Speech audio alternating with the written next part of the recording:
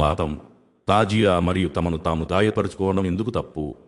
మొహర్రం రాగానే హజ్రత్ హుసైన్ రజియల్లాహు అన్హు ప్రేమతీరుతో మాతం చేయడం, శోకగీతాలు ఆలపించడం, రొమ్ము దాదుకోవడం, గొలుసులతో కొట్టుకోవడం, తాజియా తీయడం, ఊరేగింపులు చేయడం, తలను తాము గాయపరుచుకోవడం, పిల్లలను రక్తసిక్తం చేయడం, ప్రత్యేక ప్రసాదాలు, ప్రత్యేక పానీయాలు, ప్రత్యేక నీరు మరియు కల్పిక కథలను దైవధర్మం అని భావిస్తారు. కానీ ప్రశ్న ఏమిటంటే, దైవధర్మం అనేది భావోద్వేగాల ద్వారా నిరూపించబడుతుందా లేదా ఖురాన్ మరియు సహీహ్ హదీస్ ద్వారా నిరూపించబడుతుందా?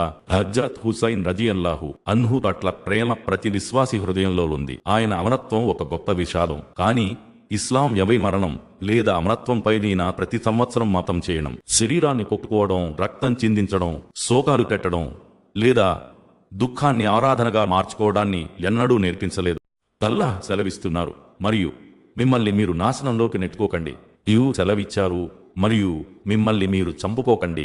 నిశ్చయంగా మల్లాహ్ అలా మీ పట్ల ఎంతో కరుణామయుడు. ఖురాన్ మిమ్మల్ని మీరు నాశనంలోకి నెట్టుకోవద్దని వారిస్తున్నప్పుడు తమ చేతులతో తమ శరీరాన్ని గాయపరుచుకోవడం, గొలుసులతో రక్తం చిందించడం మరియు పిల్లలను మాతంలో రక్తసిక్తం చెయ్యడం దైవధర్మం ఎలా తాగలదు? దైవ ప్రవక్త సల్లల్లాహు అలైహి వసల్లం సెలవిచ్చారు, బుగ్గలు బాదుకునేవాడు, బట్టలు చించుకునేవాడు మరియు అజ్ఞాన కాలుపు కేకలు వేసేవాడు మనకు చెందినవాడు కాడు. ఇస్లాం శోకదినాల పరిమితిని కూడా తెలిపింది.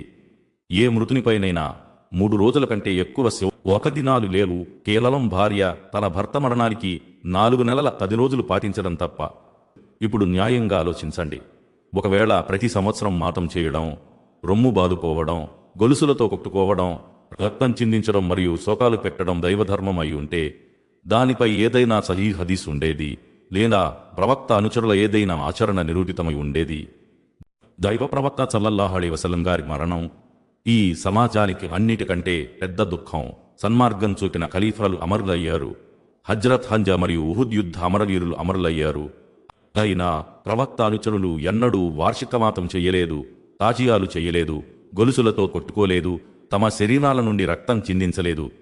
అందుకే ఏ పనికైతే ఖురాన్, సహీహ్ హదీస్ మరియు ప్రవక్త అనుచరుల ఆచరణలో ఆధారం లేదో అది దైవధర్మం కానేరదు. కొన్ని చోట్ల తాజియా లేదా ఊరేగింపుల ముందు మంగడం, చేతులు కట్టుకోవడం, మొక్కుబడులు మొక్కుకోవడం, సహాయం కొరకు పిలవడం లేదా కేవలం అల్లాహ్ తాలా కొరకు మాత్రమే చేయవలసినటువంటి గౌరవాన్ని ప్రకటించడం ప్రారంభిస్తారు. మరియు సెలవిచ్చారు, ఎవడు అల్లాహ్కు సహవర్తులుగా ఇతరులను కల్పించాడో అలాంటి వాని కోసం అల్లాహ్ స్వర్గాన్ని నిషేధించాడని తెలుసుకోండి.